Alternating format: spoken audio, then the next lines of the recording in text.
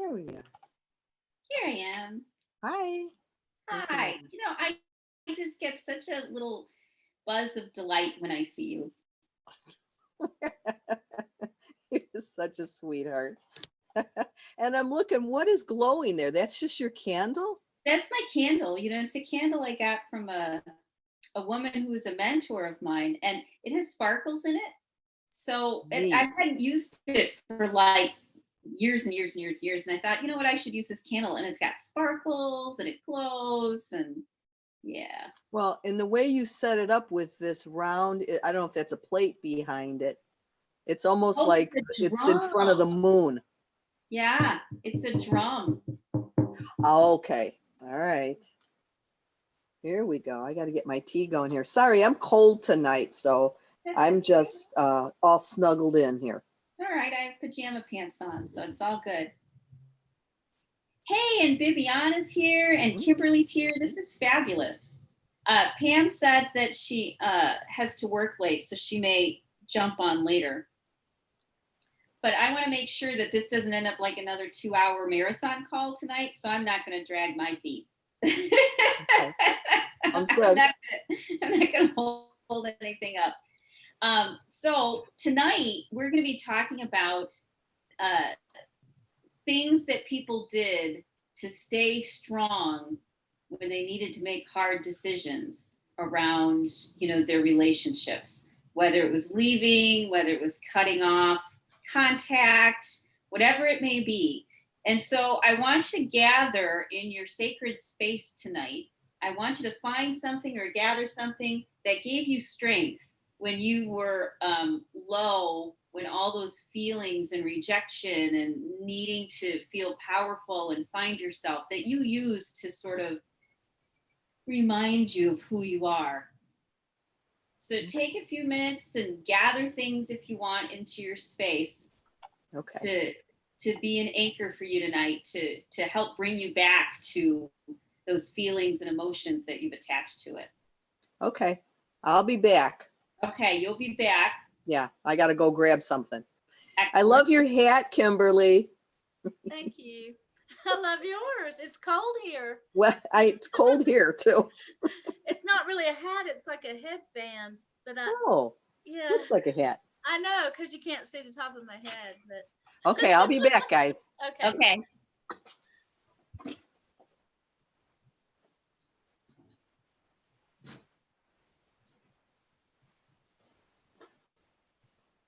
Bibiana, I am so glad that you came tonight. I'm thrilled. I wanted to check in with you and see how you're doing. And I hope this ends up being a real good call for you. Because we're going to start talking about like how people were able to do things. How they were able to move forward. Ooh, those are beautiful, Kimberly.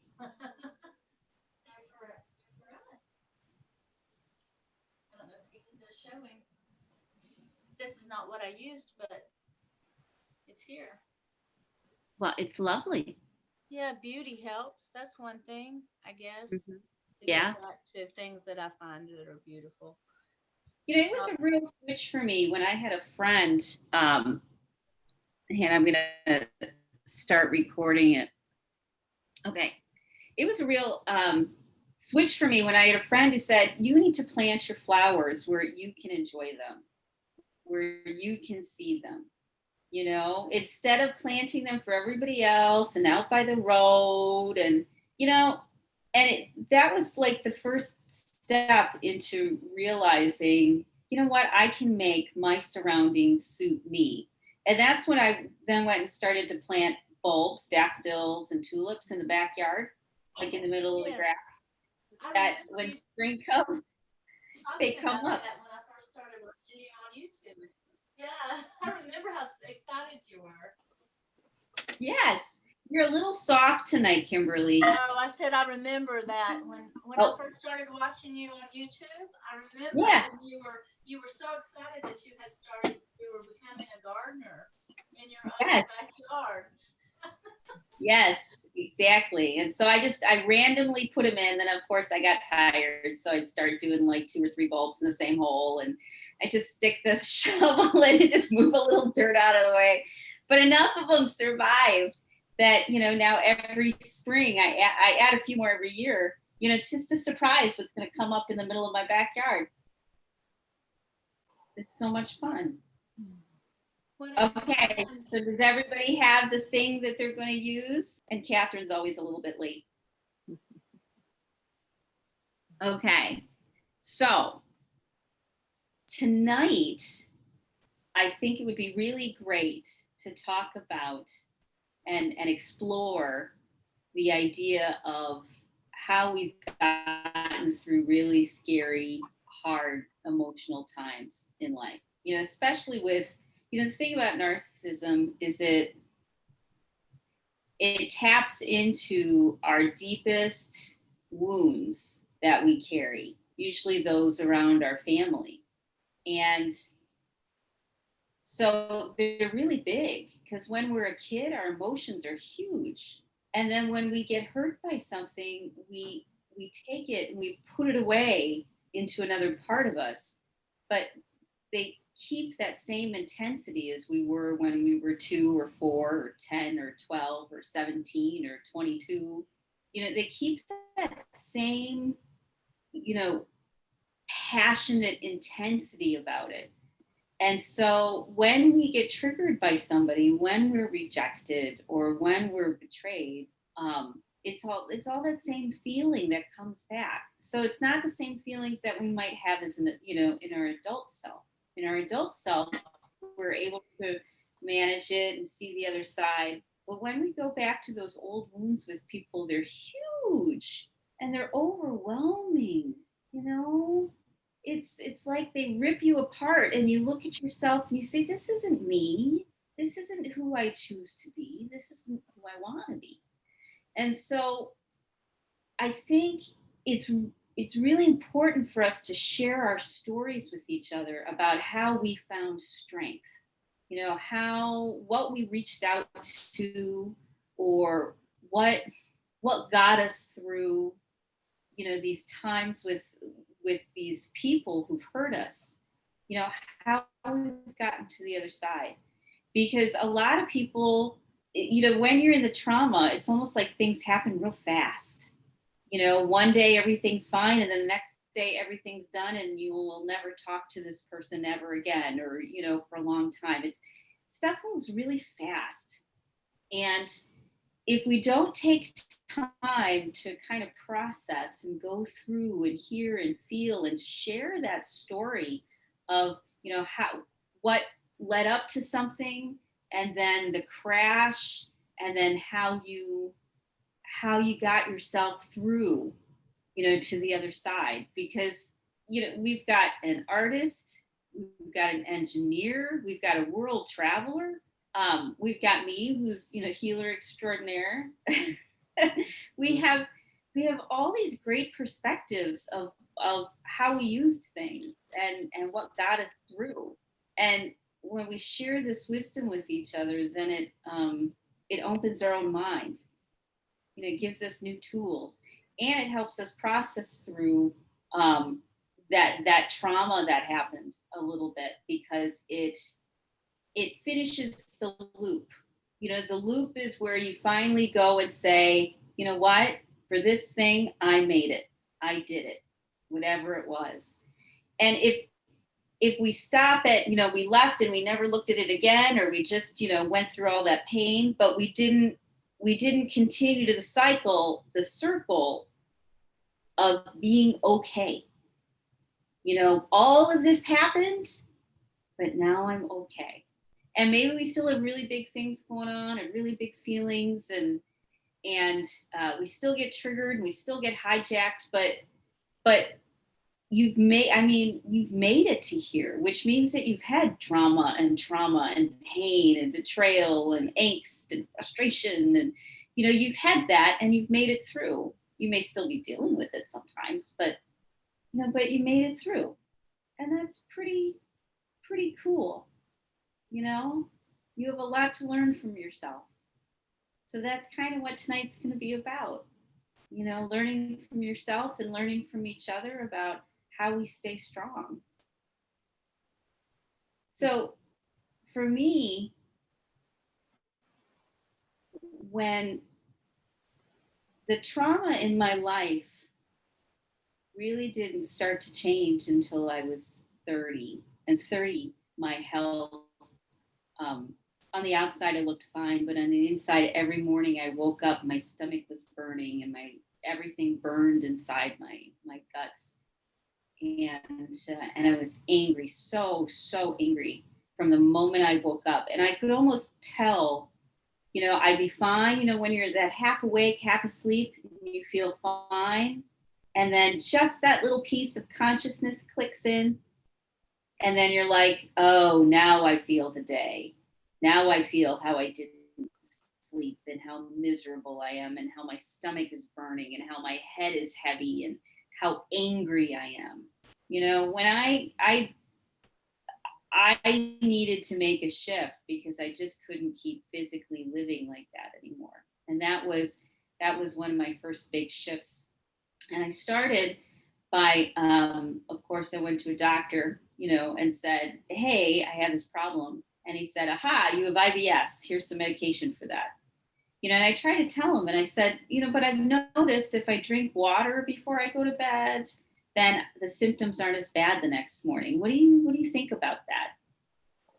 And he says, well, I suppose if drinking water helps, great. But that was all the advice he could give me. He couldn't tell me what might be causing it, where it was coming from, none of it. Because over my years, I ended up with an eating disorder. And the eating disorder was when I was stressed, I couldn't eat.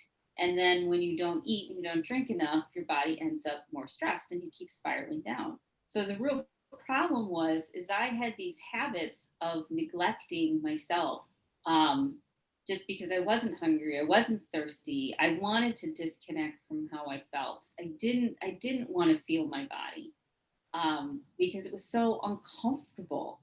Even though I'm a very sensual human being, I couldn't enjoy that because I felt so lousy all the time. And so I went to the doctor, and then soon after, I was invited to go to a sacred fire, to invite someone to come to the nature center I was running, because I ran a nature center for a while, for about 7-8 years. And so for him to ask him to come and do a sacred fire at a conference we were going to do. And we went, and the gentleman said, you need to really ask me at my home in Rapid River, Upper Peninsula, Michigan. So, in a whirlwind, I ended up in the middle of Native American spirituality. And that was a lot of the tools that helped me heal from the thoughts and the ideas that had been planted in my head over the years about how the world works. You can't trust anybody. No one will respect and value you. No one wants to hear what you have to say. What you do doesn't matter. You'll never succeed anyways. All those messages that had been, that ruled my life, they kind of controlled everything that I did. That fear, that anxiety to step out, that fear to say anything, because what if somebody gets mad? What if, I don't know what's going to happen, but whatever's going to happen, it's going to be bad, and having that deep, rich, old fear really controlled me and every decision that I made, even subconsciously. Do I turn right or left? Oh, if I turn right, it avoids conflict. So I'll turn right, even if it's a more difficult path, and then I'll find a way to justify why it's a good idea, so I don't feel so bad about myself, like such a loser that I wanted to avoid conflict.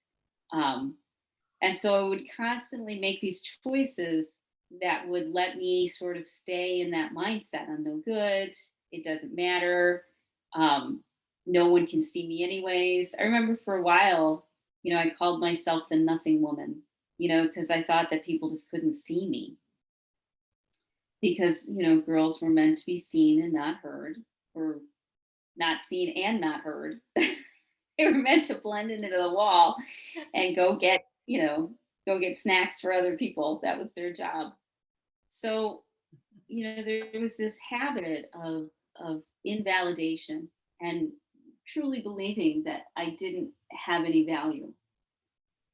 And getting involved with a, a set of a set of guidelines, let's say, about how you treat each other and how we heal and what a good mindset is. That came from a lot of the Native American spirituality because they have so many rules about stuff, but they explain it. Like you use your left hand to do things because it's closer to your heart. So everything started to have meaning.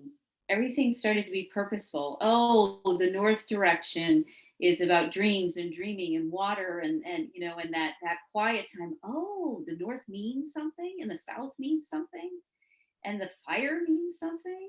It's like suddenly everything started to have meaning. Everything, it slowed me down and made me look at things as bigger than just, a candle or a feather or whatever. It added richness to my life. And so having a structure, having a ritual, having, a feather, sage, a candle, an animal totem, all of those things gave me anchors for when I would feel overwhelmed and scared and lost because they meant something now. The feather meant the turkey, which meant being generous and open and family and gifting, and being grateful and gratitude. So, oh, I have a turkey feather. And then every time I touched the feather, I would think about what the feather meant, gratitude and love and joy and family. And oh, okay. And every time I saw a turtle in the road, to me, it meant something. Oh, there's a turtle. It's grandmother turtle carrying everything on its back and the creation of it. So suddenly everywhere I looked, life had meaning. It wasn't just a thing that was there. It had purpose. And it would slow me down to start to see the connections between things. So I got out of my ego head, out of my emotional reactionary head, and into a space of noticing and paying attention. And you start to see the miracles and you start to see the interconnectedness of everything. And so having that spiritual piece was one of the most healing things I could have done, more than any kind of fancy therapy or, psychology or any book that I read. It was reconnecting with something that was bigger than me and seeing the meaning, slowing down enough to see the meaning in life around me. And it's hard to feel sorry for yourself when you're watching an ant try to, carry something that's 4 times its size.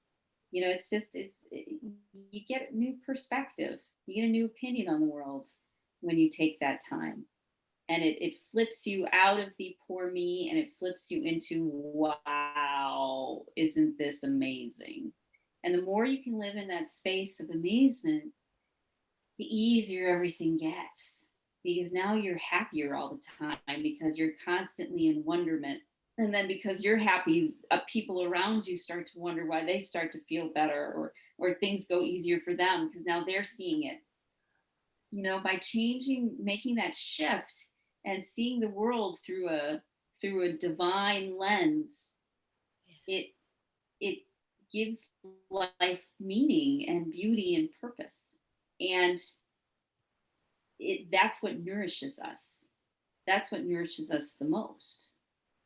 So that's what really helped me make hard decisions and hard choices because I had an anchor in something bigger than me and a community bigger than me, whether spirit animals or, the fire was now part of my community, the air was a part of my community, the trees were a part of my community. I was connected. And when you're connected, there's a lot you can do. When you're disconnected, it's very hard because your own humanity gets in the way. So that's why I ended up on the journey of, what? Community works. Got to do community.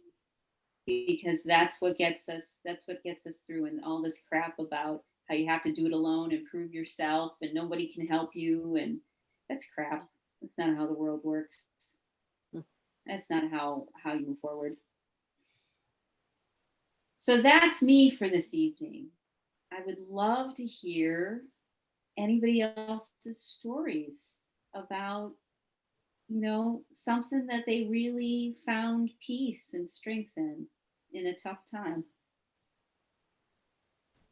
I have to say, for me, it was reconnecting to community, spiritually based and psychologically based and body mind based. I mean, there was a lot of different areas when I was able and willing, when I really, I guess, getting through what I want to say, getting through the worst part of it, I really was it's kind of hard to believe how strong I was.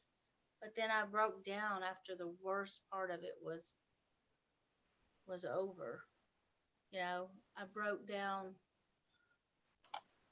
after I was out of danger. I wasn't really sure, but it was like I broke down after the worst part of it. And then I slowly started to reach out, but I had so much shame around it. And I was a really proud person because I had been through a lot as a child, like most of us. And I was just a really proud person. And I had reached out before when I couldn't do things on my own, and that was through 12-step programs, because I wasn't a big fan of religion. And I didn't even know 12-step programs were spiritual. And when I saw that it was about God, I just said, "Oh no, not that." but I, but that is where I found my connection to community and the divine within, and and something higher. So those people led me to that. They just pointed the way. They showed me how they pointed the way and showed me how they overcame horrible addictions. And most of those, Rita, I really uh, felt were rooted in childhood trauma. Most of those people had been through some horrific things. And back then, the 12-step programs were really hard. I mean, when I went in, I was still a young lady, and there were it was mainly men, and they were rough characters. I mean, now I look back on it and I think, oh my gosh, I mean, there were murderers, there was someone who had committed murder. I mean, it was just a crazy place to be. And then there were lawyers, doctors, Indian chiefs, and then there were little housewives and old, elderly people who had been hooked on pharmaceutical drugs, and it's just a mishmash of humanity. And it was such a beautiful place to those people were my community, those crazy people. That was the first community that I ever knew, and they were like family. And they just, in some weird way, raised me. And it was kind of harsh, and it was kind of like a three ring circle, circus, I guess. But that kind of resonated with me anyway, because all I knew was, cuckoo,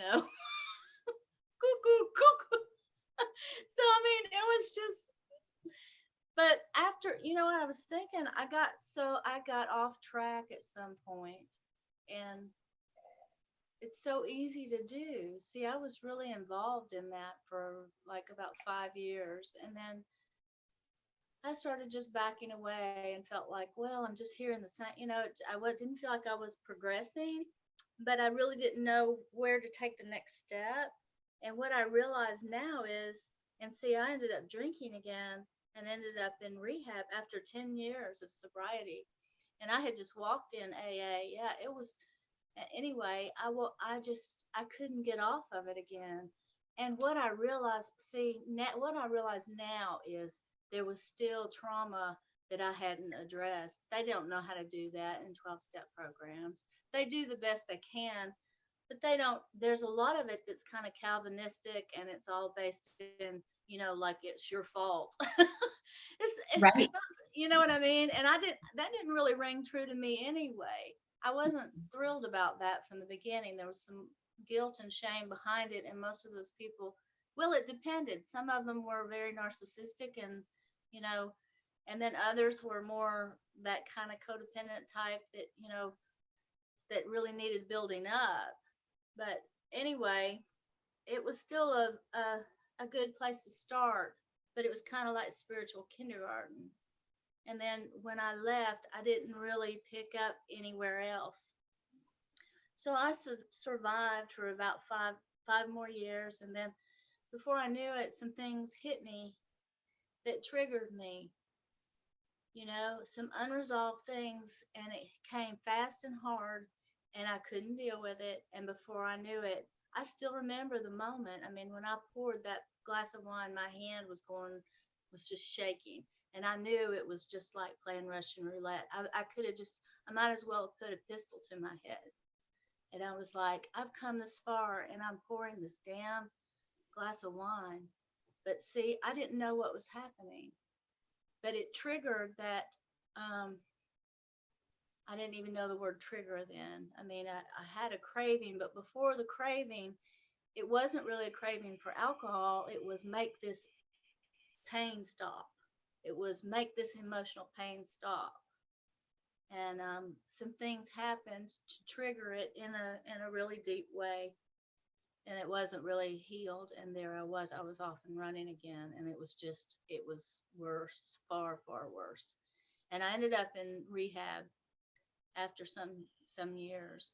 And that's where I met this character who was sociopathic, psychopathic. I don't know, somewhere in between those two, and very, very much like my dad.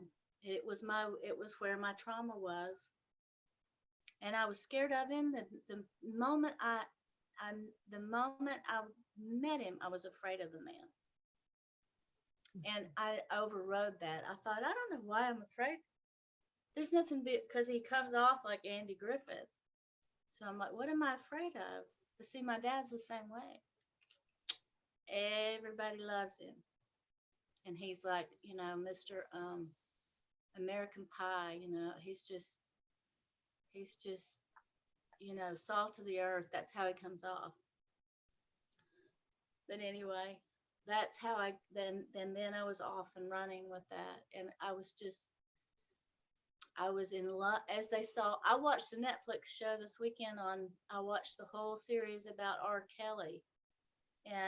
And it's that same, that it is, my dad and this man are R. Kelly. They are R. Kelly.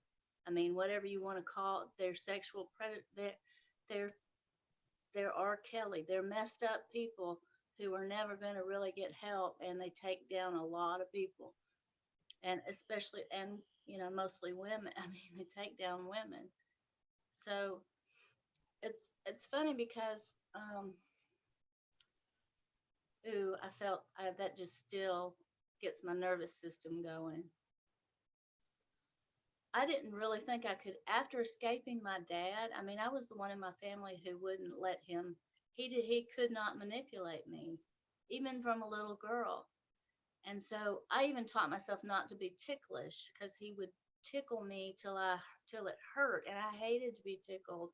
He would dominate. He was always doing things to dominate, and he never did anything sexually to me that I know of, but he did try with one of my childhood friends. So, I thought by getting, that I had managed to I was strong enough to overcome that, even as a child, with no help and no protection, or no one to tell him not to do that to me.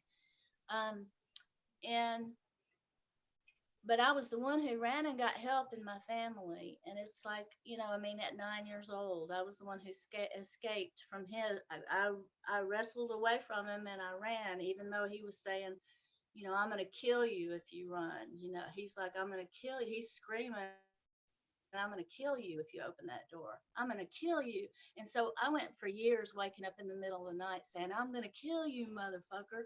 Just the same thing he was screaming at me. I would wake up screaming it like a redneck man. My husband would wake up to me going, I'm going to kill you, motherfucker. Just like my dad was screaming to me at 9 years old. So, anyway, that trauma, I mean, oh my gosh. I thought I never, I don't know. I ended up reliving that, but as not because, not as, but as this person's like, oh, I know what I was going to say in that R. Kelly thing. One of, one of the mothers of one of the girls that R. Kelly subjugated and basically turned into a sex slave, she said, she made the comment, my daughter fell in love with a predator.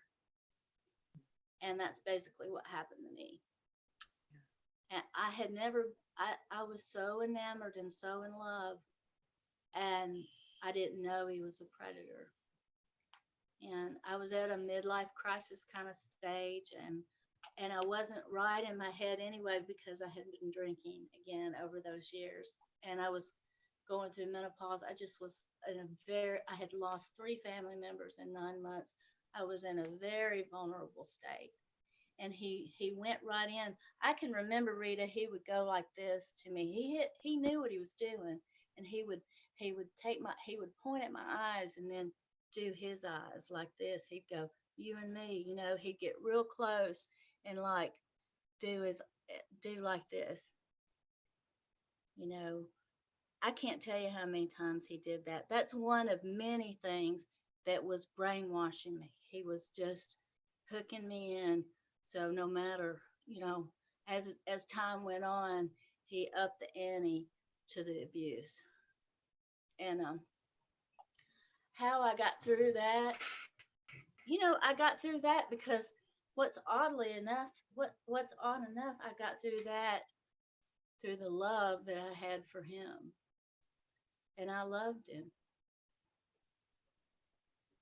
And I knew, and I guess, and I had this childhood, like this girlish fantasy that I was gonna be his, like the Johnny Cash story, you know, who June Carter, and you know, I was gonna be his June Carter, and he would find, you know, he had the potential, and my dad did too. These characters can have the potential. They could be great leaders in the positive sense. You know, it's just the opposite side of the coin that both of these people, had they not been on the dark side, had they ever faced that shadow side and healed it, they could have been amazing leaders in their communities and to young men. And I mean, but unfortunately, it was that leadership, masculine leadership, which was so alluring. You know, it had been perverted. It was very, very dark masculine energy, and so that's why it's so compelling, because it's like it's so masculine, you know. I mean, they're both, especially this character, not my dad as much, but there was just a real, and my dad to a degree too. People kind of flocked to them. They called R. Kelly the Pied Piper. He called himself the Pied Piper, and that's the way these characters are. And there's anyway, my love for him is what took me through the abuse, oddly enough. So it wasn't self-love, it was my love for him. And then eventually, you know, after I had suffered the loss of who I was, and I was broken down psychologically, completely broken down, like just And that I went on that way for a long, long time, years. And finally, it was when I really turned that love around. It didn't happen overnight. I slowly, that love, he killed it. He killed that love I had for him. He methodically killed it. And then as he killed it, it was saving me because, I mean, I managed not to lose my life. How, I don't know, because I real sick. And I was very 5 years. And anyway, I, as I started to, after getting that sick, I had to really take care of myself. I just had to, I wasn't gonna live very long. And I started to gain the desire to live. And then I started to love myself, even as sick as I was. And I started to um, very slowly love myself. And somehow and then I started drawing boundaries, and I gained a lot of knowledge from you and from several other YouTube, I mean, teachers, online teachers, because I could hardly even get out of the house. So it was such a blessing to get help through the technology, where I had made my living through technology, and I was like, wow, I felt like it was coming back to me, you know. And all these beautiful female teachers, most of them were all women, doing it just free out of the goodness of their hearts, and most of them had been through um, similar things. And I learned so much. And then, you know, that community of, I needed a community of women, and I started slowly building that community. And they all had different gifts and talents and things that I could learn. And then, so I started drawing boundaries, and really, I started feeling my feelings, and I started working on learning how to tell people what I wanted and what I needed, and without really worrying about the outcome. And it was a real slow process, but it slowly started to turn around. And it was almost like any addiction. I had setbacks, and you know, I slowly withdrew, and then I would make boundaries, and they would get stronger and stronger and stronger and stronger boundaries, and less and less and less contact. um and then I was free, and it felt so good to be free. And this morning I went on to a Bible study, and it's about making decisions based in God's will. And it's really teaching me, since I started doing 12-step work. I used to always ask these people, how do you know what God's will is? I have no idea. Well, this is really teaching, like, the difference between God's supreme will, which we really can't have no knowledge of. You know, it's a mystery. And then God's moral will, you know, in other words, what are the good moral spiritual principles to live by and whatnot. And anyway, this whole Bible study is teaching how to make good decisions. You know, it's a like, so far so good. It's biblically, scripturally based, but like how to make good decisions, not in fear, and not coming from a place of smallness, or, you know, that I'm not enough. And I don't think that we, as females, I know I wasn't. It's just, you know, I was raised by a misogynist. You know, he didn't want it, and he would tell everyone I never taught her anything. He'd say that like he was proud of it, you know. And I wanted to learn so much. And but anyway, I I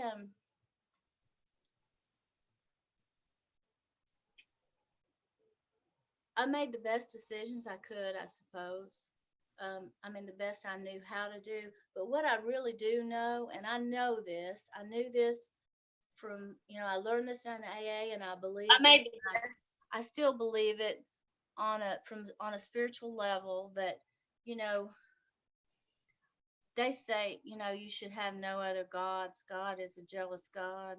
and how whoever you believe God to be or whatever your beliefs are. For me, I have a pretty expansive view of God, but the divine or spirit. But I do believe that God that we're not supposed to put anything ahead of our relationship with our higher power. And the moment we do that, we're really giving our power away and we're jeopardizing our future. We're really putting ourselves in harm's way. And that's what I did, whether it was alcohol, whether it was this relationship, which I wanted more than anything else, but it was at the expense of myself and my relationship with my higher power. And so it cut me off from the source. It cut me off from the source of my own strength and good decisions, and it just spiraled down like any addiction would. It was amazing. I think that's the hardest. That's harder than it. I think that must have been the hardest addiction. That addiction to wanting to have that relationship with my father and to fix it. But what I had to replace that with was having a relationship with myself and my higher power and fixing that.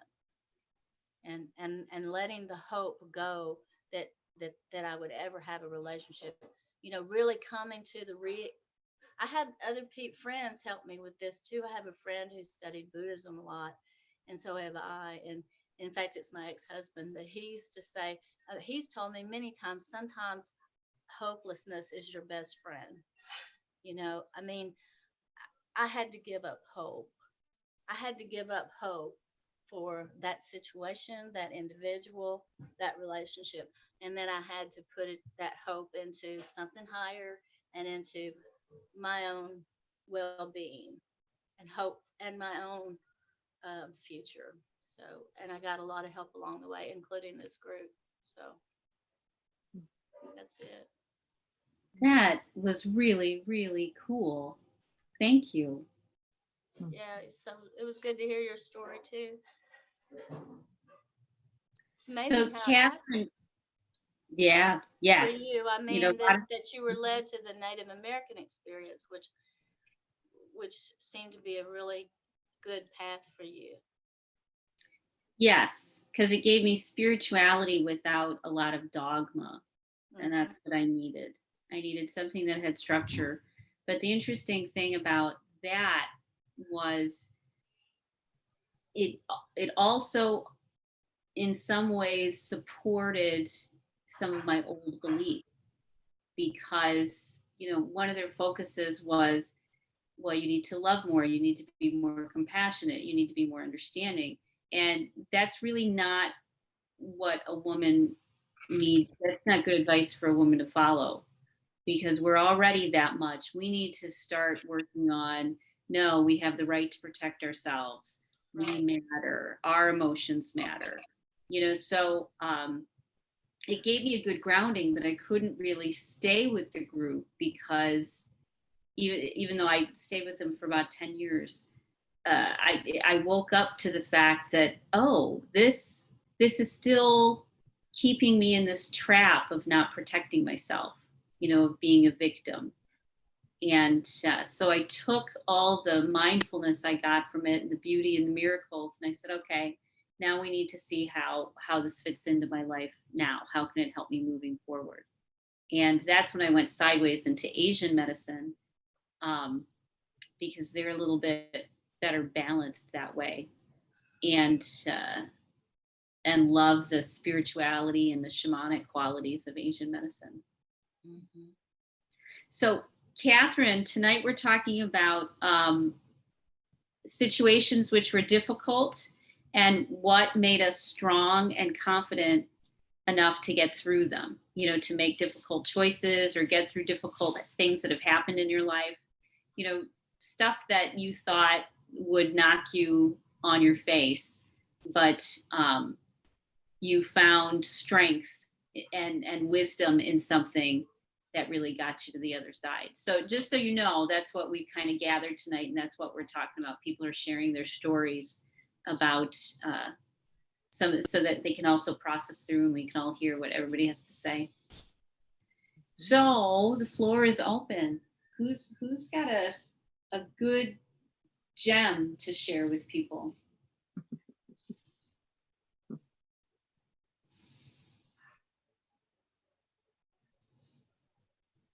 I guess I'll go. Because Cool. I'm on. Okay. Yeah, thanks. Hi guys. I will say that, for me, in just a little bit about my own story, is I pretty much felt like I was alone my whole life. I just not, didn't really have good connection or intimacy, I felt, when I was a child in my family. I just learned to either be invisible or just find ways to survive for many, many years. But having art, I think art was one of my coping mechanisms, and it always helped me to what was going on in my life. And I was making self-portraits from the time I was a little kid.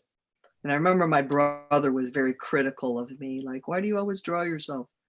And I said,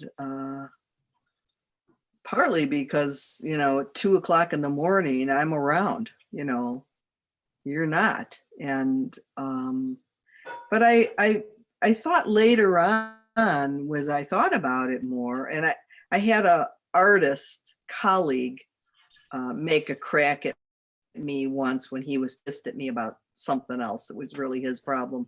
But he said, well, based on the amount of self-portraits you do, you're obviously very conceited, vain, self-centered person, to which I said, yeah, I got that in me. I'm not going to argue with you. Yeah, but, and I didn't go any further with him, but I thought, I wrote a lot about it at the time, and I thought, you know what? I lived most of my life thinking I was ugly, that I was nothing, that I was stupid. I didn't know I had 5 learning disabilities that were undiagnosed. I never got any help with that when I was a kid. I thought that I was a fat, ugly, disgusting, unattractive thing, having been abused a lot by multiple abusers. And I think when I discovered God and felt that God came to me with companionship. I had never had that. And to have a sense of the Holy Spirit being like close. And I mean, I know holiness is certainly a piece of that, but it didn't feel so holy. It felt like friendship. It felt like I could ask a question and be given guidance. And so I began to feel like I had some guidance. And I think it wasn't until that piece started in my life where I began to feel that I had somebody had my back, that I had some covering. That's when my actual abuse issues began to come up. I don't think I could have handled them. I mean, I was just had to be in a shutdown mode. But I realized that a lot of the self-portraits that I had done early on, they were almost a way of trying to affirm that I existed, because I really kind of felt like I didn't have a right to exist. Like I had to take up as little space as possible. I had to be as quiet and not bother anybody with any of my needs. I had to just basically go away. I mean, unless somebody wanted to abuse me. And so that's what I did. I just was sort of small. I worked on almost like sucking in my presence to be invisible. Um, but I had done art. I had always done art, and I began to do more and more of it. And the idea that maybe someday I would actually be an artist began to come back to me when I was in my 30s, when I had discovered God. Then I had it was really a magnificent 3-5 years of being in a support group with 3 other women. And I had that for a season, and it was really life-giving. It was the first community I had of sisters. But the problem was, is we were running it ourselves. We went from program, because I had been in program too, Kim, you know, everything from OA to CODA to Al-Anon to S-Anon. And these gals were also incest survivors, so we were in a group together, but we didn't have a facilitator. And it started to go off the tracks. 3 of the gals began to explore being ritual abuse survivors. And I didn't really know what to do with that. I felt like, you guys kind of need to do this in therapy, you know, not here.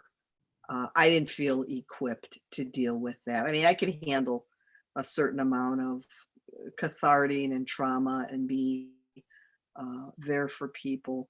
But that, no, I just knew I wasn't equipped for that. And it's funny that I would end up being rejected by the group. And the girl that I was closest to, well, we had a misunderstanding. She drew some bad conclusion about me and basically wrote me a letter that said goodbye. It was like breaking up with a lover. I mean, it was just like, I was so mortally wounded over it. And what I ended up doing, which is still amazing to me, is I found myself able to, at a certain point, it took a little time, maybe a couple months, but to say her conclusions and her opinion are really based on her wounding. I mean, I'm not a saint, but I didn't do anything wrong. I had cared for every person in that group. I had been a friend in many ways and gone above and beyond to people in that group. I think that it was her stuff coming to a head. I think they knew that the 3 of them had that ritual abuse thing in common, and I didn't have it, and I didn't know what to do with it. It was never stated, but I think I became, I don't know, like a scapegoat or something. And when I realized that I didn't have to believe their truth, and I didn't have to be hurt by their truth. I mean, I'll back up for a minute to say this one like goofy piece of this. So they're looking at, you know, ritual abuse, and they're, you know, identifying things about that in themselves. And then meanwhile, there was a woman that had started the incest recovery group, and she lived in California. And apparently there was some story that an infiltrator came into her meetings and into her life and caused some kind of, you know, damage by betraying her. I don't remember anything more aside from that. Those were kind of the general gist of it. And, you know, it was kind of like, oh, wow, that sounds terrible, you know. And then all of a sudden it was like, this happened at such and such time. Okay. Weren't you in California at that time? Oh yeah, I was in California. I had made a trip. Well, didn't you meet her? Yeah, I did meet her. She's very nice. We had a great talk, and all of a sudden it was like they're thinking I'm the person that went there and somehow hurt it. It was like, no, that never happened. That never happened. It was just a coincidence. But I think that their mistrust was based on their wounding, and I was able to say to myself, that's not what happened. It was just a coincidence that I was out there at the same time. I had,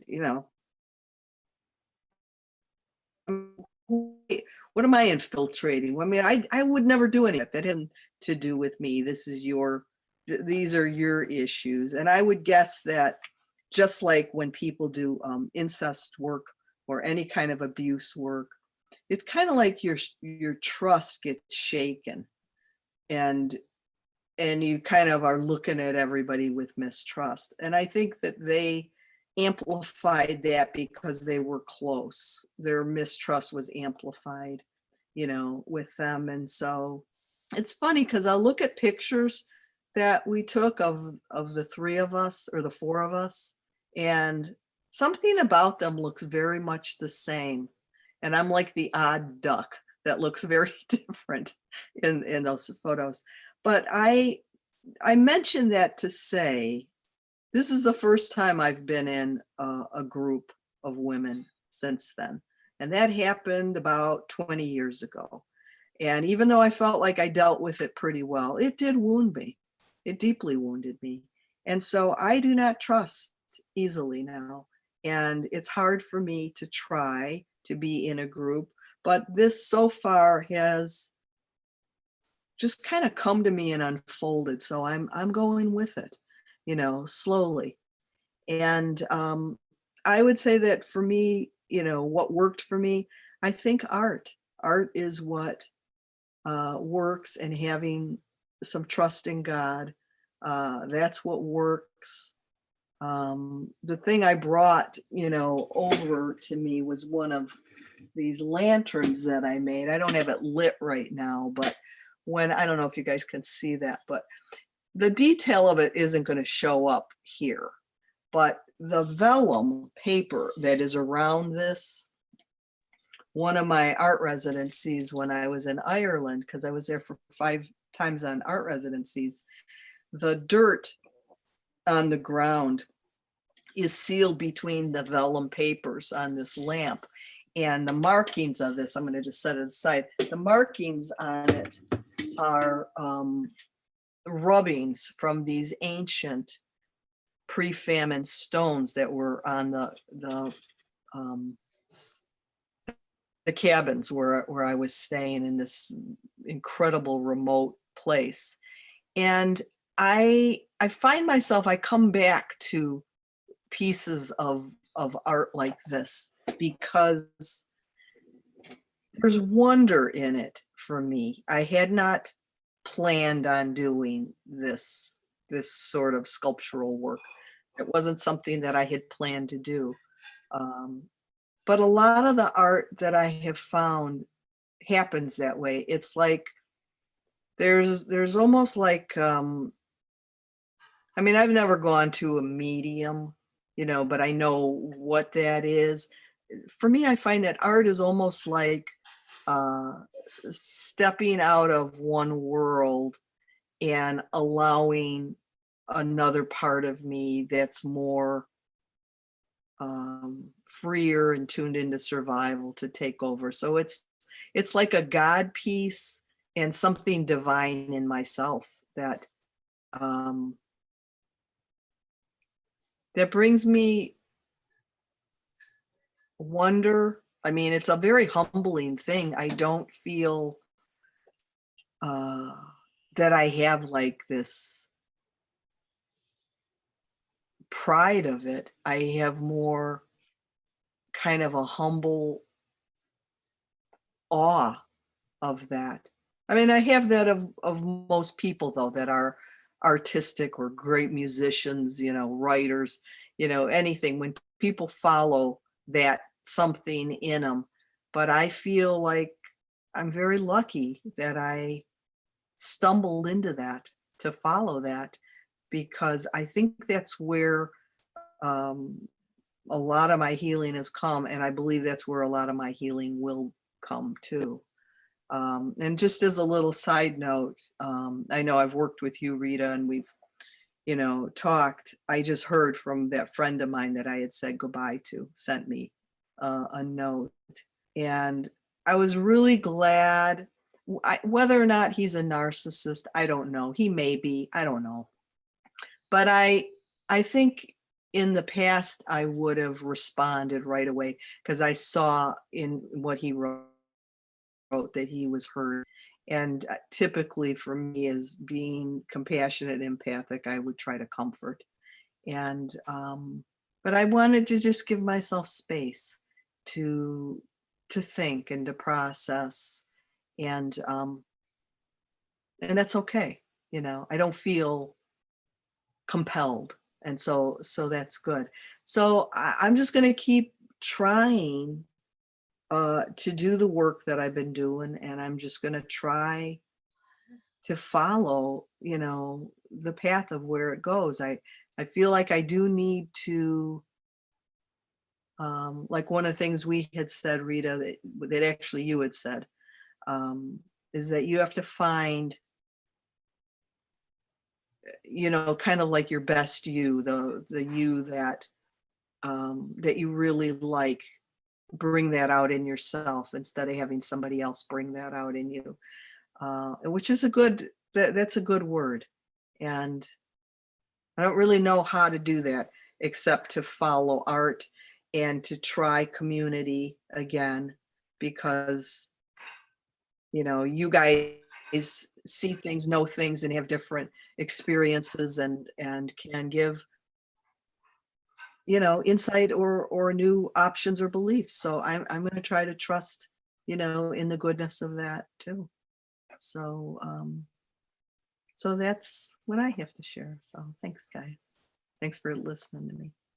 Thank you. Oh, what a beautiful lamp too. And it's got so Yeah, much thanks. richness to it. I just love your work. I just love your work. And the more I think about your work, the more I see it and then think about it, and I start to see the depths and the layers to it, I'm like, wow, this is really cool.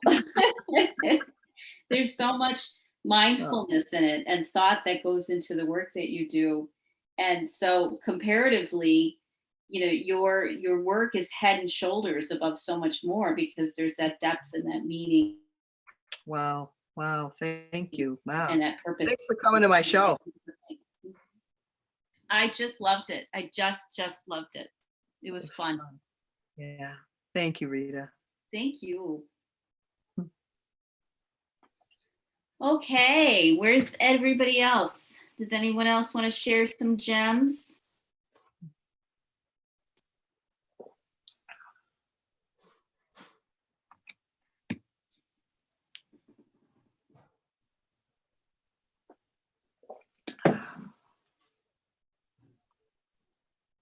Viviana's trying to talk, Rita.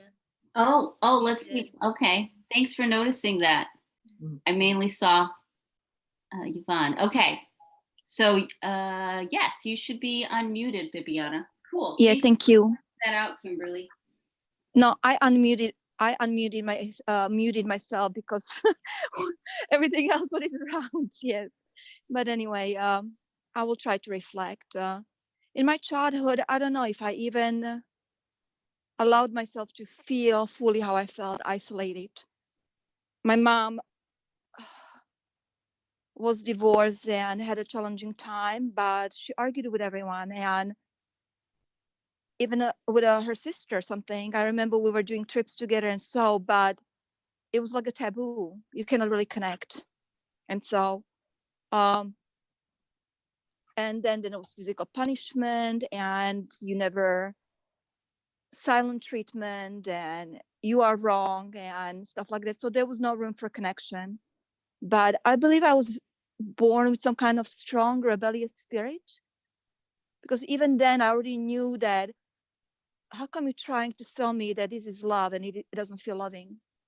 So I had anger within me. And at the same time, I loved my mom. I loved my mom. And I tried to connect with her. What I see now, finally, that it's limitation of age. It's not really loving, connection within the child, that the child can feel mirrored and seen and whatever. I never had that with my mom. Never, not even once.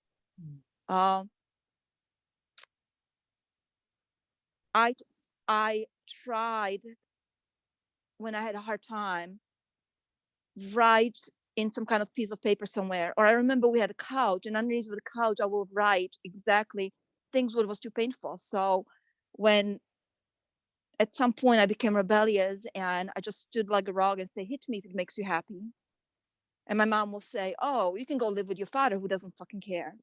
And I would be like a rebel, and I can understand now how hard it has to also to receive that as a mother. Doesn't matter what her state of mind is, because I'm a mother now myself. But I will tell her, I wasn't born. I didn't ask to be born. You made a choice to be a mother. So I was a tough cookie that way. And but when later on, instead of spanking, it became more verbal abuse. That really got me. And I started writing the sentences what my mom will scream at me, what hurt me. It's almost like my private space that I can be sad with it or something. I don't know. And I remember in elevator, we lived on the 8th floor. I made numerous deals with God because I grew up in a socialist country. So in a school, it's almost like investigating, are you going to church? And my mom worked as an editor, so it was more like a government thing. So our neighbor took us to church. In church, I didn't really get religion. I just like how it looks and how beautiful the glass and everything, the atmosphere of singing.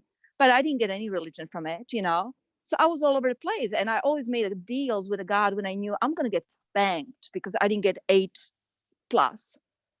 And unpredictability of it scared me. So I remember, going up the elevator in the 8th floor, I'm saying almost out loud, God, you prove yourself. Prove yourself. She's not going to smack me this time. And then I'm going to believe you. And then I'm going to really be a believer. So I made this kind of deal. And they always failed, But I lost myself in books. And some kind of adventure and eyes of wonder and connection with nature and connection with animals and small children that I felt safe around children. I always had that.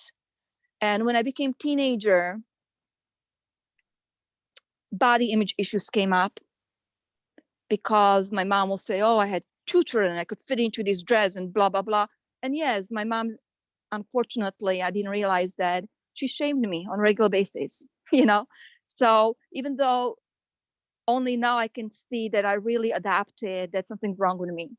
I'm too sensitive, I'm too complicated. And I really believe that. And she compared me to my sister. So suddenly, and my sister has different personalities. She's like a cuddly cat. So I can understand now when you feel lonely or tired as a mother, that this child comes on its own and I'm giving you hugs and almost rubbing herself against you. And she fill up your cup without any effort on your part. And here I am like, wiping kisses, because I have sensor issue and I don't like how your breast smells, whatever. And I'm just different. And my mom let me know about it. So I didn't have understanding, and there was so much that there was not even possible connection between me and my sister because I was held responsible. And a lot of times everyone tried to get on my mom's best side. So like snitching on each other, so there was no space at any kind of connection. At the school that I went to language school, and those were children of doctors and lawyers, and I wasn't part of that group. But I always been rebellious, and I did like art. I remember as a child looking at the books and drawings, and I tried to imitate it, the colors and so. And at some point,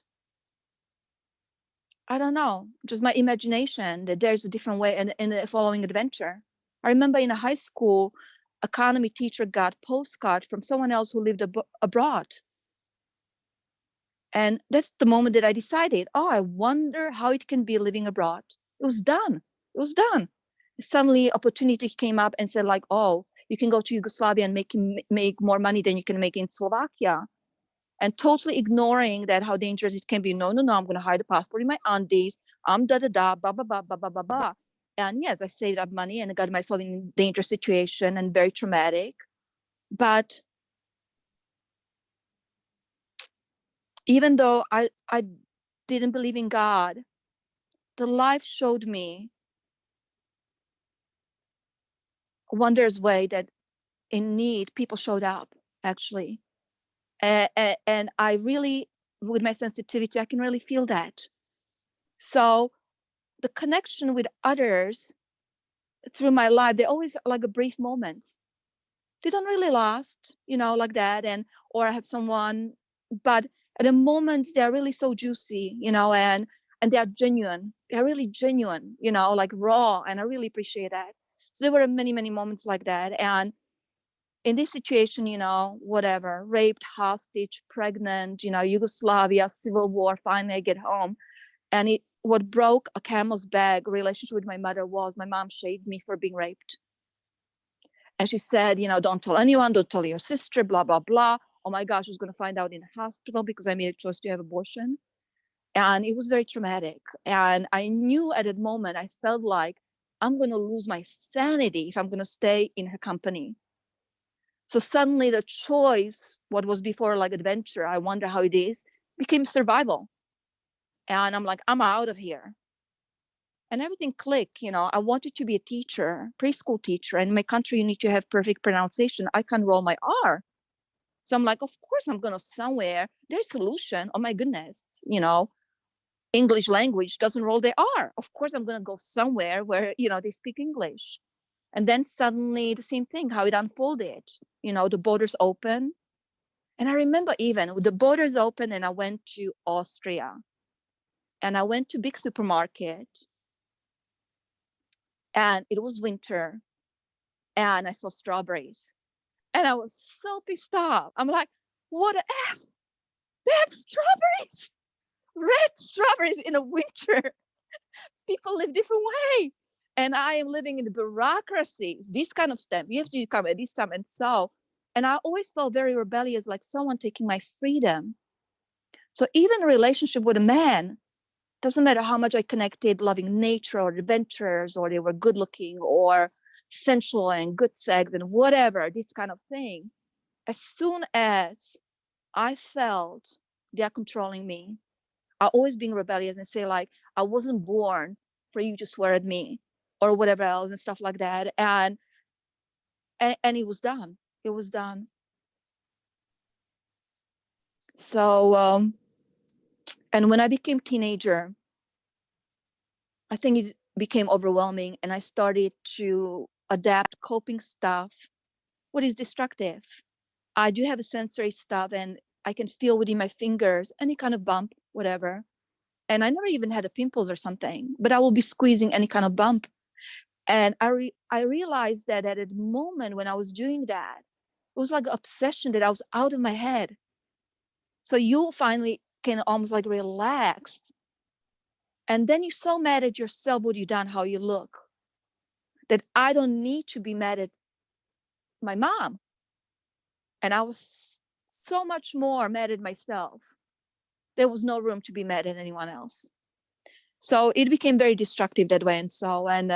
And then I finally, find my way to America and being a living nanny and loving children and traveling and everything else. And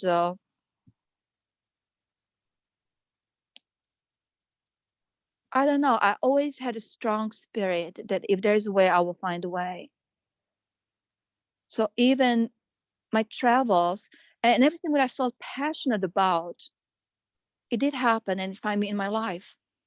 So it's that's what my spirituality is. And eyes of wonder and that kind of adventure. And even now when I have a hard time, like right now I'm sitting outside to have privacy and clouds are passing in a dark night.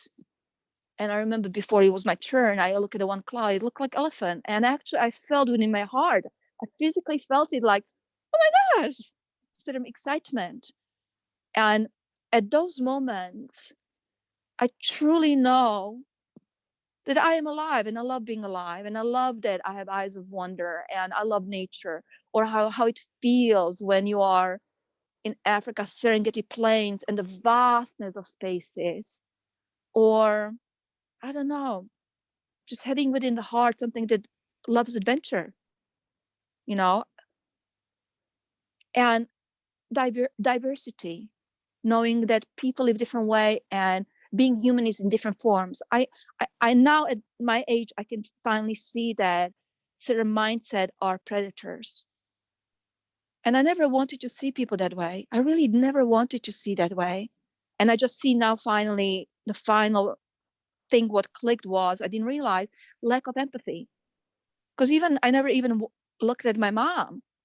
And yeah, through my marriage and craziness in my marriage and everything, I see, wow, this is how it looked like. Yes. And there are moments that my mind, what at a moment is not disciplined, and I get lost in my mind, I will scare myself. And I know I also take accountability for it. Yes, there is a concern that with action of this person, my gosh, maybe you can end up in a jail. And it's really scary because, and it's silly because I've been in a more scarier situations. But because the child is in the middle, I feel so responsible to do it right that she will not be broken, and totally forgetting that I am not broken. And if I went through all of these, and none of us are broken, none of us broken. So I am redoing the lesson again, and now refining it because the little one is watching me. You know, and 2 days ago, I don't know what it was about, but Gary right away, you know, went into rage and yelled at me. And even though I tried, I see how upset you are, and you know, I would like to talk about it. And both of us deserve, oh my gosh, like neutral ground. My goodness, don't put more gas in the fire. Both of us deserve to be communicated respectfully, and we can speak calmly, blah, blah, blah. But it's like preaching and a teacher when you just want to really sometimes just yell, you know, stop that. Well, he's not able because he doesn't, you know, he doesn't stop. Shut up. At least go somewhere. And Savia was in the other room, and of course she inserted herself in, and on the top of her lungs she's yelling and she's saying, stop it, I don't like that, I don't like you arguing. She did that, yeah. And yeah, it was difficult to handle that in her heart, and at the same time I was very proud of her. And there's part of me I recognize want you to say, I wasn't arguing, you know, I just raised my voice that I can be heard, whatever. But I just said, doesn't matter, you know, whatever. But I didn't say that. And it's funny what came next, because she said, Mommy, why didn't you tell Daddy you don't like that? And I wanted to validate her. And I said, you're right, sweetheart. And because she went to preschool, and for 3 years in preschool, they taught them, it was amazing preschool. Stop that, I don't like that. Stop that, I don't like that. Tell your friends, stop that, I don't like that you have your own voice. She's now very familiar with that, and she thinks that she can resolve all the problems with that. Now, when I explained that you just whatever, and she turned to me, she said, why didn't you, Mommy, say stop it? I don't like that. And then she said, you need to repeat preschool. You need to go back to preschool. You need to repeat it. So it was quite comical. You know, the wisdom comes really, the wisdom lessons come from practical point of view, repetition, and really at a high notch that really, okay, you didn't get it next time, because you have to get it. It's also survival. From my husband and from my child, it feels like battered puffy clouds with a beautiful words and a very funky sense of humor. Yeah, so that's what it is. But the eyes of wonder remind me really who I am as a person. And I know it didn't diminish because, and any moments when I'm around children, it feels so comfortable. And yes, it is challenging now for me. This is really the first time that I really open up like this and talk without any barriers. And it is hard for me to trust other people because unfortunately, sometimes I can't discern. And I'm learning really not to beat myself for it, that, oh, I'm supposed to foresee in the right way. And be patient and also compassion to myself and others, that they're not really capable or something. You know, we had a play date in our house, and one of the mothers, even though it was her first time home here, she's like, oh, where does your husband sleep? I'm like, it didn't feel right. And or another one, you know, she received from my husband, of course, he came up to her and then he said, oh, who is your child? Oh, Loie. Loie was at our house, you know, she left such a mess. And she took it so personally. And next day she told me, oh, I didn't like how your husband, whatever, make me feel. So I Googled his name and, oh, is he a felon? And I straight to my face. And I'm thinking, you see, sometimes because I was made to believe that I am sensitive, that I suddenly don't trust my gut, with my gut saying, this is not how the person will even approach it. Because even if you really want to ask the question, I Googled his name, there's stuff about him there. Is he a felon? I would definitely say, I'm concerned about you or something, or would you like to talk about it? I found out some information. Would you mind me? Please forgive me. This is probably very personal, but would you mind me? It's important for me. I need to ask or whatever. I would understand that. There was no heart in it. There was no heart in it. And I actually did break up crying, even though at first I was strong and I said, like, you just found out the same way as I found out. And from my understanding, no, he's not a felon, you know. The charges were dropped and he didn't go to jail because every night he sleeps at our house where we live, you know. But then actually, you know, the tears came up and she did say, oh, I'm so sorry, I didn't want to make you cry in a text. But it's so hard for me because I don't want to be judgmental, because I don't want to put myself in a box. I'm a victim. I'm a victim. I'm a victim of this. It doesn't. But sometimes it feels very insensitive. And suddenly the gossip or whatever, I don't know, but it doesn't matter. It just gonna unfold its own way. And it doesn't have a value in it. I told myself, however it unfolds, it doesn't have a value in me.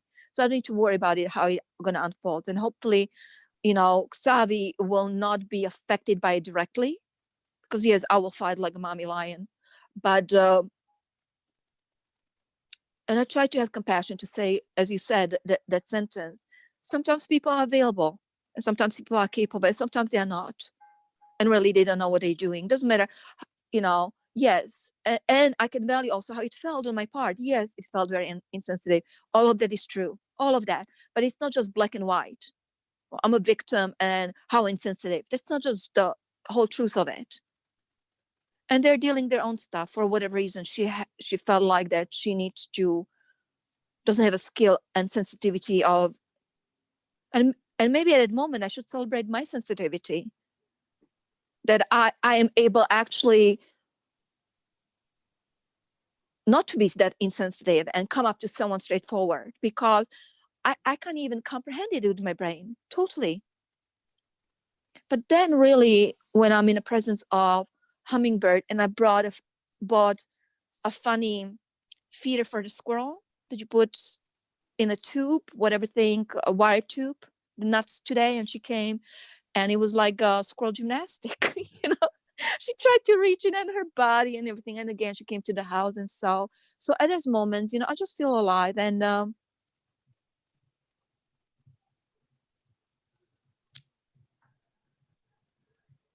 maybe life will surprise me and I will feel the same aliveness with connection with people one day, the one who are available and capable, you know. But I do know that a child part seeking, valuing myself based on action, how they treat me.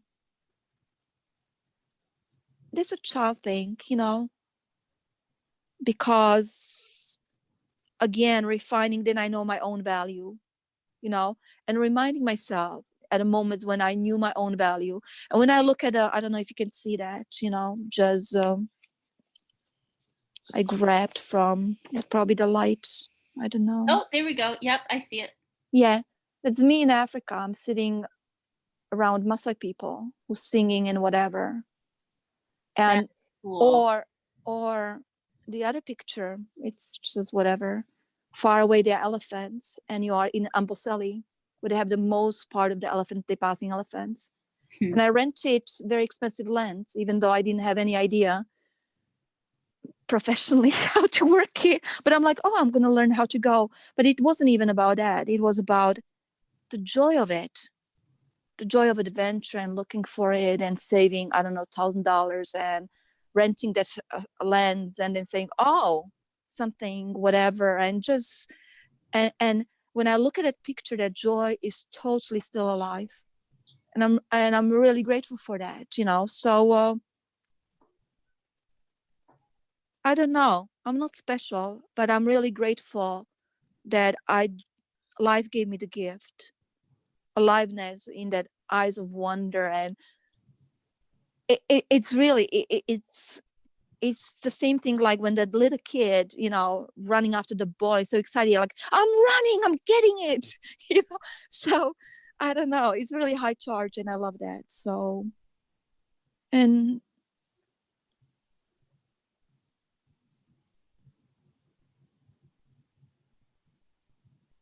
I don't know, life supports me, I'm still here, I'm going to be celebrating my 50, and a lot of times I deep reflect, I deep reflect when my mind wanders, and I did some stuff, and a lot of times it's a little dissociation too, that being in a space of observer and awareness, and you are not the person, you are not the body, but there's certain truth in it also. So it's nurturing for me also to say, when I reflect and say, what a story and expectation I created, how motherhood is supposed to look like, and how, again, good enough mother, not hurting the child and affecting the child, when it's really just a journey, so I will repeat those lessons that I refine, and it comes to me as a second nature, because that's not that I don't know it, it's just sometimes it's like a false lens, and then my experience feels so heavy, and it's okay, it's like, okay, this is how it looks like when you squeeze a lemon, the taste is sour, so I really want in my heart to be accountable for that. And even like simple thing, my gosh, studying narcissism and asking myself, is my husband sociopath and whatever, I'm like, oh my gosh, how much more time of my day I'm going to be that. So getting back to, I don't know if discipline, but I do need to, not indulging myself saying, is this simple? Is this nurturing and nourishing to you? And you put yourself first, can you, this amount of time that you spend listening to this, if your heart felt like it, but energetically, you just wiped out listening to it because it's in your head. You have, no wonder I have sometimes migraines, it's just enough of it. My gosh. Yeah. So the same thing, what at the end of the, some kind of finding stuff what feel nourishing and nurturing. So I don't know, I'm heading that way. And yes, many times, it doesn't go as my expectation expects of me. But either way, and I don't know, just the moments, I watched with Savi for the first time Wizard of Oz, and just her logic, I just delight in that, she saw the bad neighbor, whatever, Mrs. Granger or whatever, being in a twister. And I explained to her that each character will turn later on, and that when it's in color. And so I just gave a little clue like that. And this is her logic saying, oh, she's in a twister. She got twisted. She got naughtier and naughtier, not knowing the difference between being naughty and naughty. She got naughtier and naughtier, and that's how she became a witch. So awesome. Yeah, so the life lifts me up because there's a little bundle of the same thing, wonder. And just reminds me that all of us wear that kind of bundle, including my husband. you know yeah, so that keeps me above the water, that all of us have just our own uniqueness, and something when our heart sings and you can see it on our face, and that's where I see the connection, really, that we can recognize the beauty of the humanness and also the mess of it, whatever. So because part of me, the sentence what I created for myself, I want to be gentle and kind to myself and others. Oh, blah, blah, blah, easier said than done. And then I said to myself, where in practical ways does it feel that you're gentle and kind, even toward myself? And not like, oh, fake it until to make it, no. Where is already present. So even in this moment, through the child joke, like whatever thing, what lifts my heart, at that moment, it is genuine that I can look at my husband and say, like, he was a little boy. And he also probably had moments like that and whatever. And if that's the only connection that I can feel right now, when I'm in my fear and saying, oh my gosh, this person trying to maybe put me to jail, and he's capable of it in his state of mind, I don't know, I just need to cherish those moments. And the other moments say it's not really happening. And at this moment, there's the fear speaking. This is how fearful mind feels like within my body.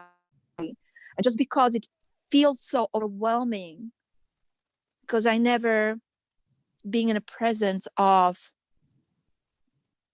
I wasn't allowed fully rage.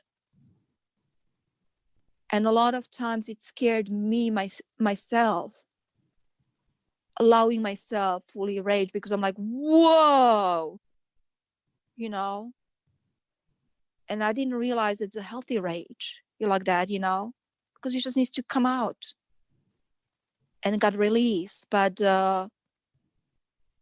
it just got triggered emotionally of other people where they were hurtful. And suddenly that rage equals that. So I know I still need to work on that, because my nervous system, my goodness, within seconds is there, within seconds. So I will find the ways, whatever, to, yeah, I just need to rewatch Mr. Roger pounding the Play-Doh. Because he's really gentle with it, and I don't know, yeah. So, but I'm great. I'm grateful for this space. I'm grateful for this space. I'm grateful for all the resources, and I'm grateful for all the gentleness, and people are not afraid to show, not even vulnerability. You're not vulnerable. You're brave in your vulnerability. They're raw things without any shame in it. So those are the connection what feels very nurturing for me, because I just see all of us are human. And I shared with you that when I miscarried, I was in a village with Maasai people, and the elder, very proud, and he asked me if I have any children, and the wave of grief came and I cried. And I really value that this proud man actually, share with me the words that you don't need to be Maasai warrior to know you have warrior within you. So I don't know, the life the gifts of instances like these. And even today, Xavi had art class, and I had 1 hour waiting somewhere. So I went to like little cafe or something. And of course I have the book, I Believe You, about narcissism, someone's story, small story, but it's nicely written. So I was reading it, and person sat next to me with her son and whatever, he was far away. And she right there, what are you reading? I'm like, oh no, And then she right away shared with me that, my friend was, in a situation, blah, blah, blah, divorce. And even though, nothing, no solution came out of it. But I just said to myself, look at this, isn't it what a weird coincidence it is. What a weird coincidence. I feel like universe telling you, look at this. I'm giving you signs. I'm giving you signs, when it will become deep that you feel like you're going down under, people will come. People will come and lift you up and show you, look at this, because I didn't started conversation, and then suddenly she says, oh, my friend, blah, blah, blah, blah, blah. So I think those kind of reminders always, when they come out of nowhere and doesn't make sense, I really feel like that there's a spiritual meaning to it. Yeah. Because I don't even know how I found you, Rita, at all. But I just know listening to your whatever, I don't know how you call it, whatever, whatever you speaking on a Facebook, just the way how you are genuine and just normal human being. My goodness, So the same thing, it was like, this is miracle. Who's this person who's able actually, you know, authentically to say stuff and suddenly share so much wisdom. Even today, when I listened to what you were saying about self-compassion and self-respect, I'm 50 and I read all of it and heard it and went to see Eckhart Tolle and I don't know, whatever, all of them, Gangaji and whatever, whole line I can do, whatever thing. And I don't know, your message is straight to the point, really a true wisdom, like, okay, let's not buttercoat code it and let's say it as it is. So I really appreciate it. Yeah. Thank you very much. Thank you. Thanks for showing up, yeah, and being here and sharing. What a blessing to have you here. Thank you. Thank you. My daughter actually came 10 minutes ago and she stood in front of the glass. Our nanny, she put her to bed and she said today she will put things. She tried. She's like, hi, and waving. And I said, yeah, bye. I did explain to her also the way when I take you to a birthday party and you do so many things that you enjoy and you felt it in your heart, how wonderful it is. And even though it was very loud and mommy was there with you, because I saw how much you enjoyed yourself. The same thing mommy needs for her heart. So that's actually not what I want, it's what I need, for my heart to feel happy and healthy. So I did explain to her that, like, even yesterday I went for meditation and she said, please, can you cancel it? And I said, I hear you, and it's really important that I take care of myself. And and it's a space that it's something. And I explained to her that we are unique. We are unique, and something what makes your heart sing is for someone else, it's something else. So, yeah, I'm learning boundaries step by step, slowly. Yeah. That I don't feel like that I'm giving from empty cup and then I'm resenting others who's not even doing that they expect service of me. No, I'm offering it on my own. So yeah, I will mature into that and work on that. Yeah. Thank you. Thank you. How awesome. Very, very cool. You still awake, Catherine? Yeah. Let's unmute you. Hang on. All right. Okay, Catherine, you're unmuted. Okay. Hi, everybody. Hi.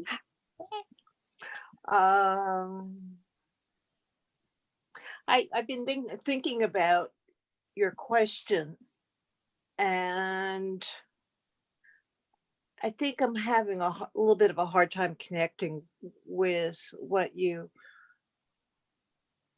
offered or suggest as a suggestion to talk about. And I think it's because I'm just feeling in such a different place at the moment. And I'm I'm just enjoying the moment and and having fun and planning things for my future, and I'm feeling grounded in a way that I've never felt before, which is has been hard for me to do because I get too much in my head. And um but like today was such a busy day, and I got so many balls juggling at the moment because they just have to be juggled. And one of the things that I have to work on is packing up my office next week because my suite is moving to a different location in the building. So in my office building, which is like, okay, I need that like a hole in the head, but it has to be. And I'm trying to get my Medicare papers filled out, and getting my third mortgage finished, the stuff that needs to be done with that, and getting my car insurance renewed without my husband. And apparently there's some laws in New York State that I'm not allowed to take him off my policy until he gets his car registered in New Hampshire. And it's like, otherwise I the agent sent me the Department of Motor Vehicle information about it. But all these kind of things that I ordinarily don't care to deal with because I'm in my head kind of learning something and studying something and blah blah blah blah blah. And what's nice is that I'm not being triggered by things. Like it's such a like a new feeling, the freedom from being triggered. So I'm not being pulled back and pulled back and pulled back into past traumas right now.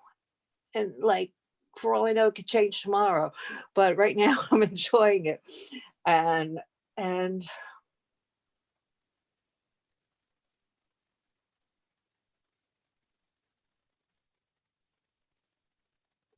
I just never thought I'd be here saying in January of 2020 that I'm enjoying my life, when just so recently I could barely get out of bed during every day, and live my life tippy-toeing around this person who was just so full of negative energy. And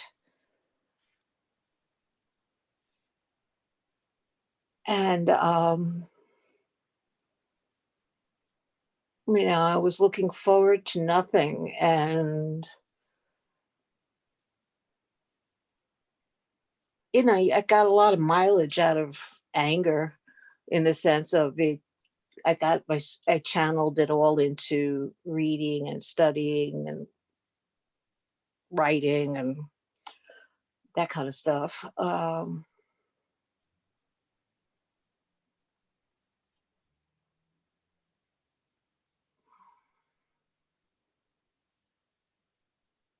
But it's I had, like, until the middle of December, really a lot of pain and anguish and anger at myself for making mistakes, and the biggest mistake in my life. and and then hitting rock bottom on whatever that date was, December 13th or something. Yeah, I think that was when it was. And it was right that week that kind of arranging to set this new program up, that was the week that I hit rock bottom, and it was a turning point. And I'm enjoying the dogs tremendously. I had them up here before, and I had to start being on the call before I fed them, so I was feeling a little guilty about that. And they were getting rather restless up here, and then I got this gadget to hold my phone up, which I was having technical difficulties with, and I was losing the phone. And so finally, the dogs heard something outside, and I would hate to be anybody planning to break into this house at this point, because um, the sound of these two dogs when they get barking together is like, you got to be insane to try to get in here. So it's feels very safe. And then so they heard something, and they all got, stirred up, and that's when I left, and I took them downstairs to see what was going on. And uh, and then when I was down there, they were looking at the person who is kind of my housemate at the moment. He was preparing some food for himself, and they're like drooling.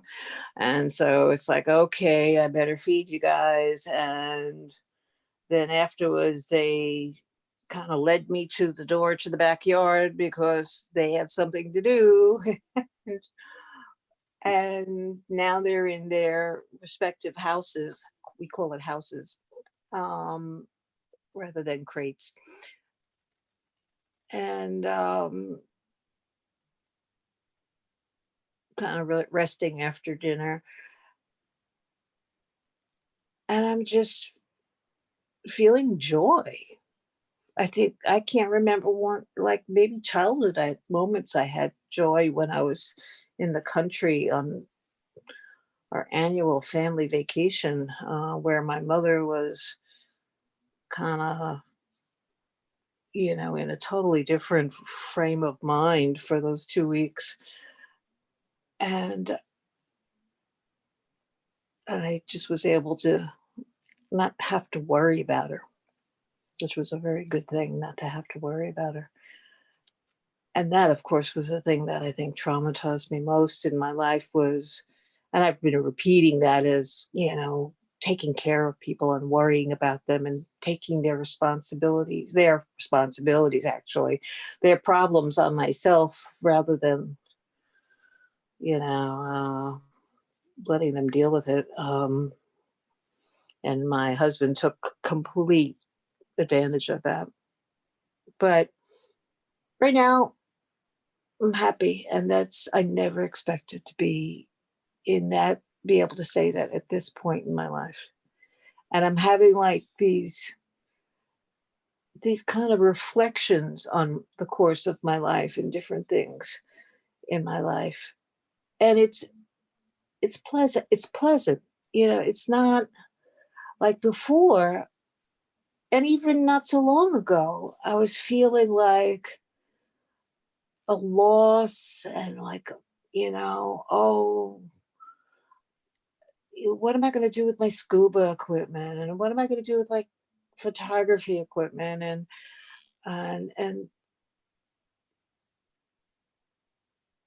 And what about traveling to Africa again?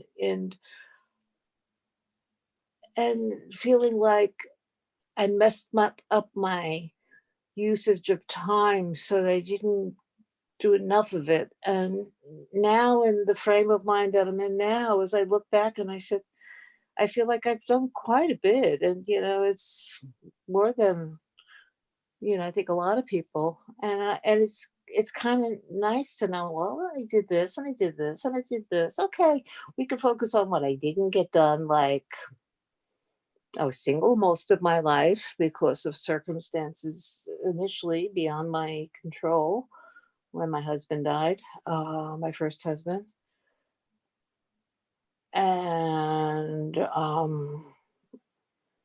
subsequently in picking people who are narcissists. But that was not good, not good decision making. But I've had freedoms that a lot of people who are in relationships don't have. And because of the commitment and the obligation that comes with that, an obligation in a good sense. Yeah, like I feel in a way I don't want to travel right now because I don't want to miss the time with the dogs. Every minute with them is like it's just so precious. And I've been having like conversations with them, like where my honey bear for in particular, like she looks into my eyes very deeply, and you could see the depth that's inside of her also. And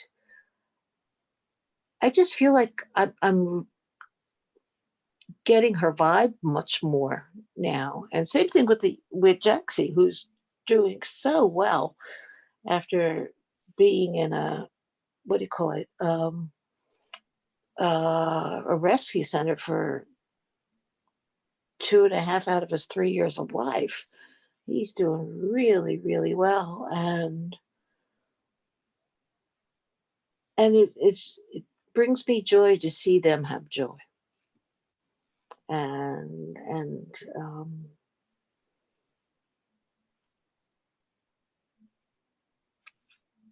they're cute and they're funny and their work and their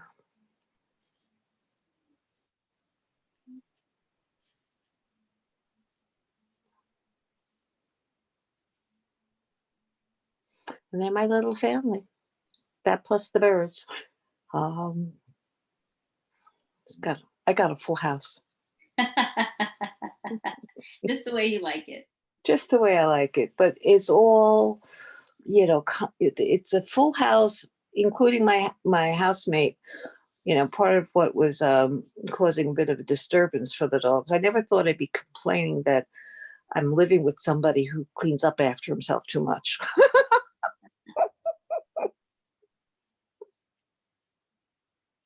I wound up saying to him, would you please not do that now? You're kind of like getting the dog stirred up. I don't want them to stir up right now. And it's like, that's an interesting problem to have. But my house has never been cleaner, which is good. Makes me happy. So I don't know. So I'm just reveling in the good feelings I'm having at the moment. And amazed that I'm here in this space today. And that, as I've said to you, I really think this group has really done a lot for me to get to where I am from that very, very vulnerable point at the end of August where I made Greg leave. Because, while I had a very happy 65th birthday, it has been my viciousness towards myself has been my major battle over the last like 4 months. And it feels like I'm free of it rather than it just being a hiatus, and I don't want to, kind of jinx it or anything like that, but it's almost like I'm come from the background where if you talk about something good, God's going to take it away from you, because you have good feelings and you're not allowed to do that. Not allowed to have good feelings. You have to wait until you get your reward after you're dead, which I always thought was a rather stupid outlook. But I understand it more now. That this is not all that there is, and that actually this is the hard part. But so I'm rambling. Um, You're allowed. but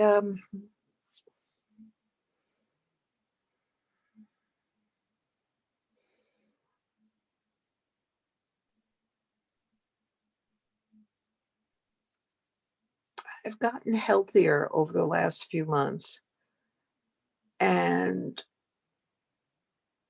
this group has helped me to stay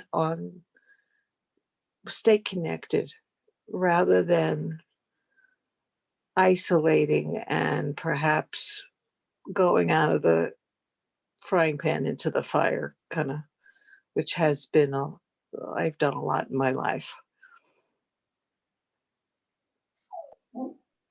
So I'm glad I'm here. And I'm glad I trusted my instinct and, kind of jumped at the opportunity to join this group.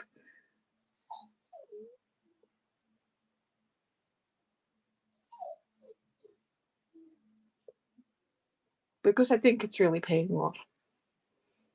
So that's all I have to say right now. I almost feel like apologizing for being so happy.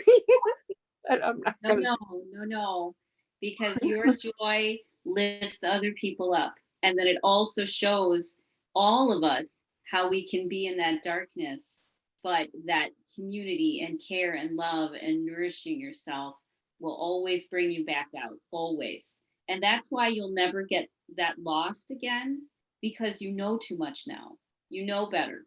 You know that as soon as you recognize you're a little lost, that there are things you can do and you do them. You won't let yourself ever go that deep ever again because there's no need. You know that. Mhm. Yeah, I can't imagine it, but if it happens, I'll deal with it. Hmm. Who knows, what can possibly trigger, you know, a despair, feelings of despair again. I'm human, I guess, I'm sure there are things out there I haven't experienced yet, which can bring me to the point of despairing, but I'm not going to worry about that right now because climbing out of the darkest pit or hole I've ever been in my life this time gives me confidence that I can do it again if I had to. Yes, which means that you won't have to, Mhm, because you'll watch and you'll see and you'll know and you'll say, aha, okay, we're gonna go do this instead. mhm. You'll take better care of yourself now. That's what I'm doing. I am taking better care of myself and feeling like I want to do that. Mhm. And I don't want anybody else to butt in because usually when they butt in, like my soon-to-be ex butted in because I invited him to butt in because I didn't have confidence in myself, and it just it's no good because his ideas about what I should be doing differently were completely discrepant from what I wanted and what I needed, and I didn't realize that until now, that that's the price you pay when you don't take back your power. And with taking back your power, you also have to face your fears and have courage. And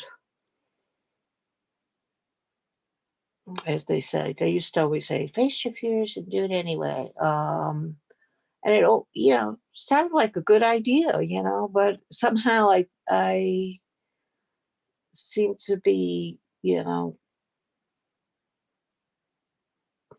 still entrapped by my fears.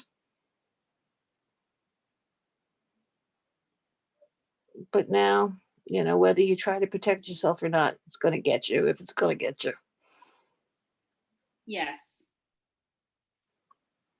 And then it's what you do once you're there that matters. Yes.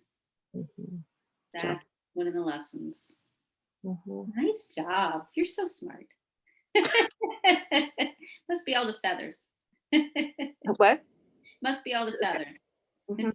Yeah, this is Big Red's help. Beautiful. One of these days, I'm going to beg you to send me a feather. Oh, I will. I will. I have all sizes. Probably one as big as the one that you're holding because it's a big tail feather. Uh-huh. This is just a smaller wing feather. Cool. Thank you. Mhm. You're welcome. So let's. Before Yeah. before you end, could I share the Oh, yeah. I think this is it just seems like the right time. I wasn't sure if I was going to, but I like Okay. to, I always pull a card or two while Yeah, we're together. exactly. Okay, so this is from an animal spirit deck, and can you see it? Yeah. Do you see the parrots on the lady's shoulder? All right, say that a little louder. Can you see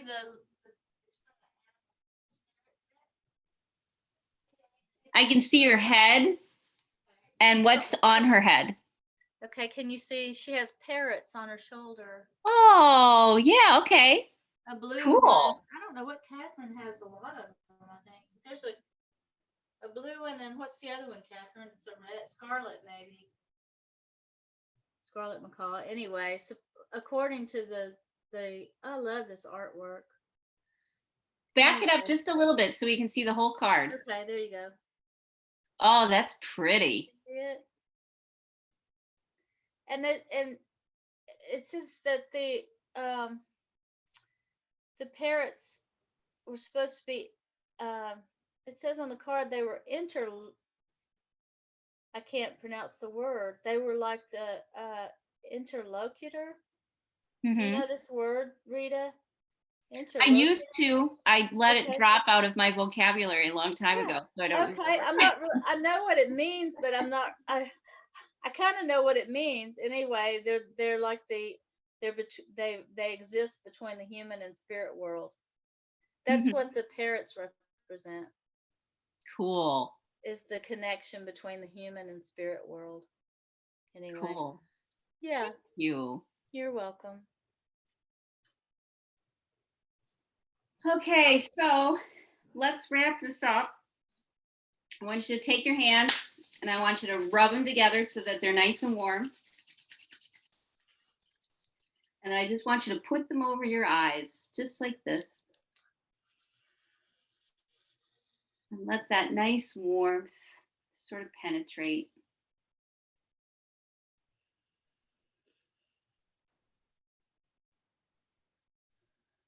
I had a mentor who would always say, you know that you are connected with the sacred fire when you can feel the heat of your own body, because we all carry that sacred fire inside of us, and that warmth from our blood and that heat that we create, that's the fire.